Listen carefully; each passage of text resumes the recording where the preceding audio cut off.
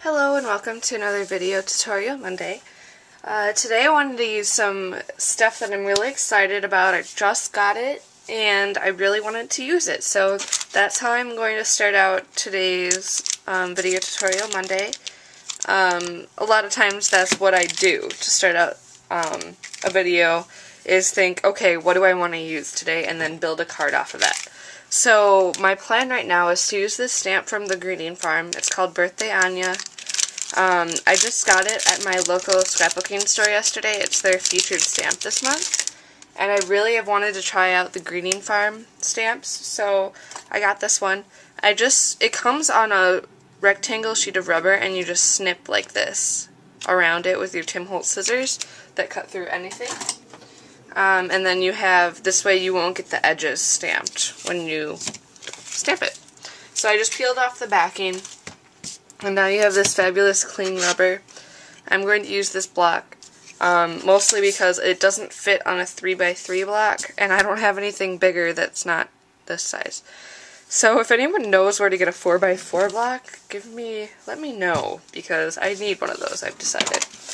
So now I'm going to paper piece this, partially because I don't have any brown Copics, or skin colored Copics, so I can't really do a person image without those. So I'm just using this brown sugar ink from Jenny Bolin Studios, inking up the stamp really well, and this craft is going to be her hair, so I'll just make sure to get that on there.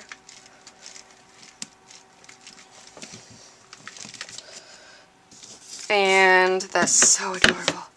And then this is going to be her dress, so I'll just ink up her dress portion and then stamp that down.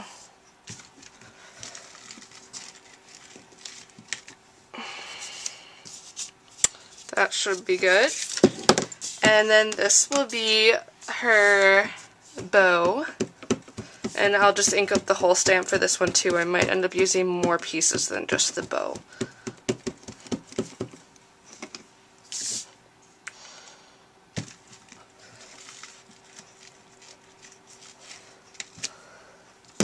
Adorable.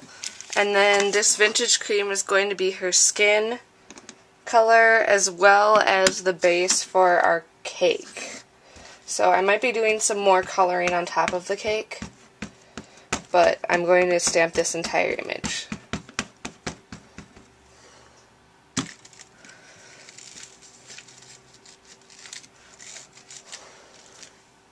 Perfect. So I'm going to clean off my stamp and then cut out these individual pieces, and then I'll be back in just a second.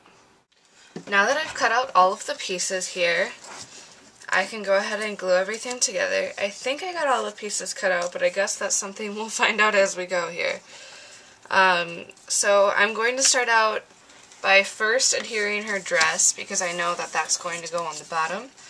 And that's just the way you have to think about things. What do you want to be on the bottom? What edges do you want to be covered up? Things like that. So I'm just going to adhere that, and then just go in order with everything else until it looks how I want it to. So I'll just speed this part up.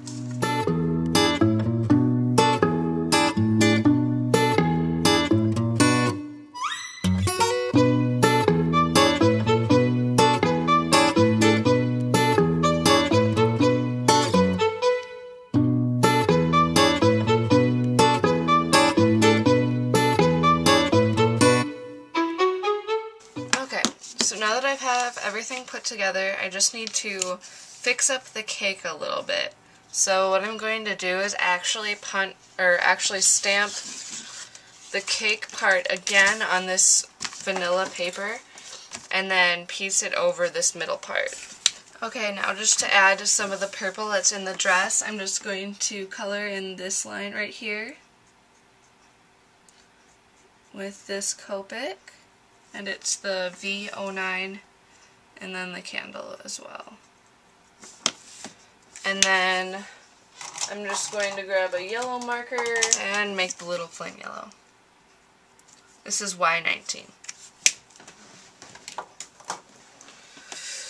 So we have our little girl ready to go on our card. Isn't she looking cute?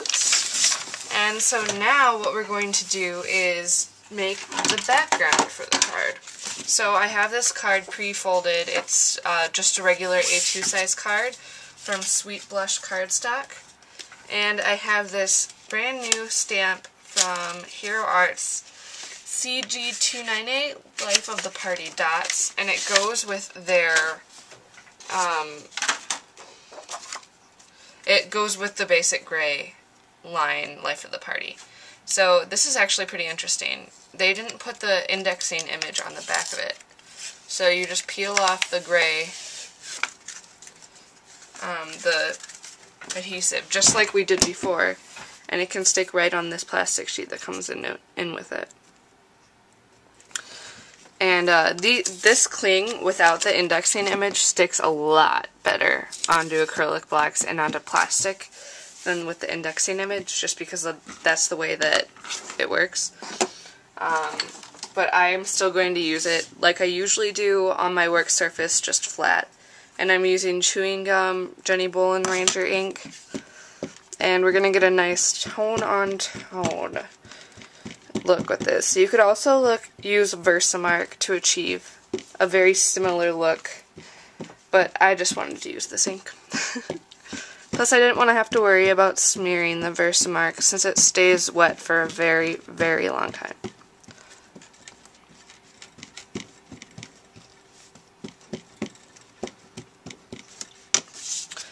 Okay, now I can just press my card into the stamp and just keep one hand steady while the other one rubs. I know some people like to use brayers for this, but I'm not coordinated enough. So I just do this. And you can see we have a really cool image here, and the dots are kind of distressed. So that's kind of cool. I'm just going to trim off this edge. It's not going to be a perfect A2 size card anymore, but it looks like I kind of missed the stamp a little bit, which isn't a big deal. It'll just clean up the card a little bit. Okay, so now that I have cut off the edge, it's now 5 1/4 inch tall, just cut off a fourth of an inch.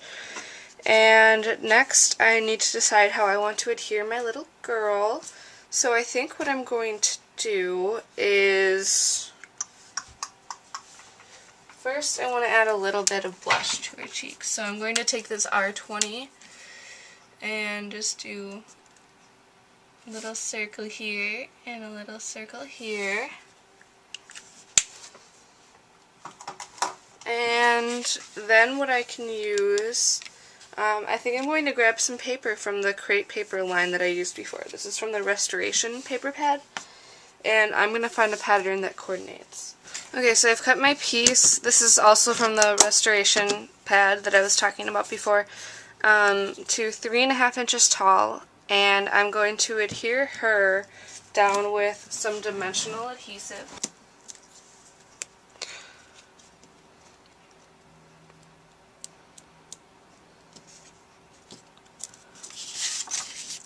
Okay, and then this is going to go across the card like this. So I'm just going to use my adhesive. This is just a tape runner from American Crafts, just because I can't find my A2G right now. Okay, so I've adhered this paper down. Notice that I kept the border even of the dots right here. I even had to take it a little bit off the page because they weren't exactly perpendicular to each other. But that's okay. Making the dots appear above and below looks like the pattern keeps continuing behind it. If we just had white space showing around the card, it would kind of look like you just stamped a couple rows of dots and then didn't do the rest of the card. So that's why I did that.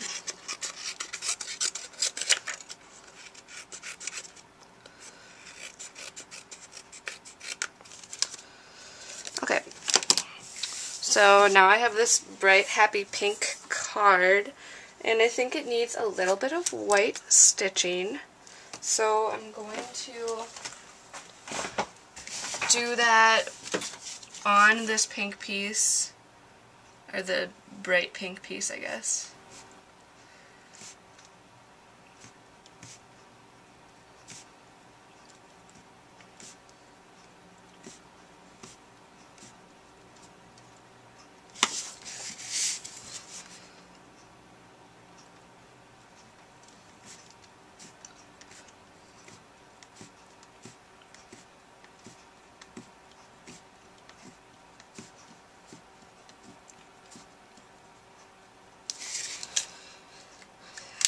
then I just need my sentiment. So I'm going to grab, well, it's a birthday cake on top of her head, so I think we need a birthday sentiment.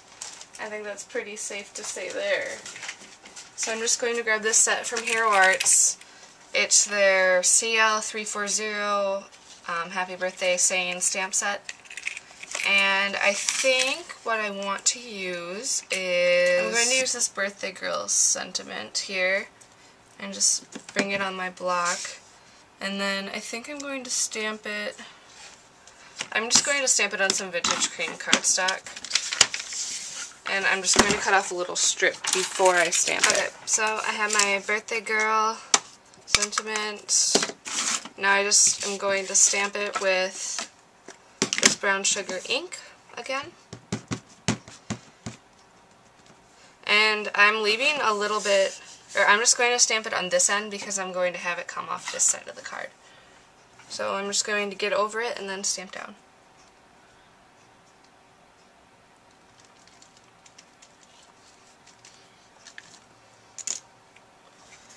So that worked pretty well.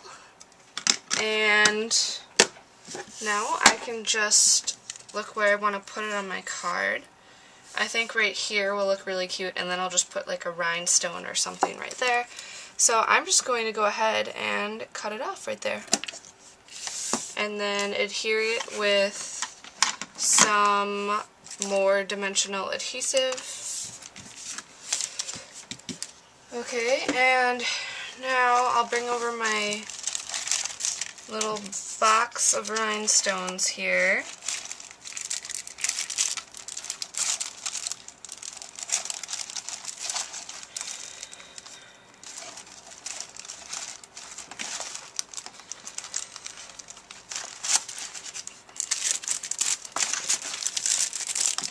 I have these from Hero Arts.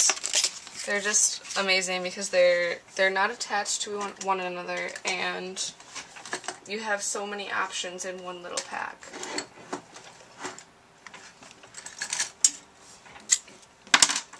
So I'm just going to use an X-Acto knife to pick up one of these. I think this color, yeah, I think this color will look the best with this card.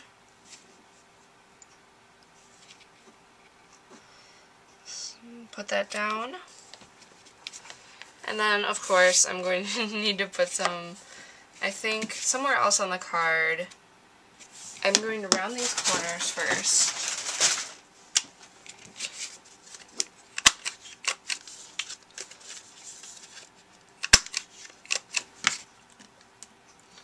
I think the pearls can go right here.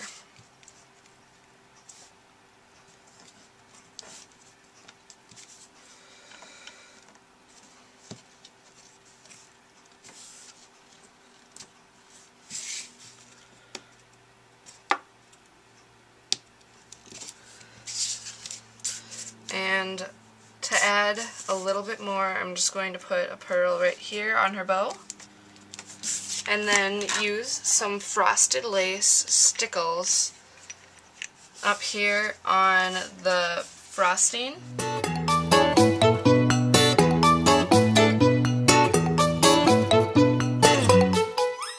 So I added the pearls in 3 places. You see I made a triangle.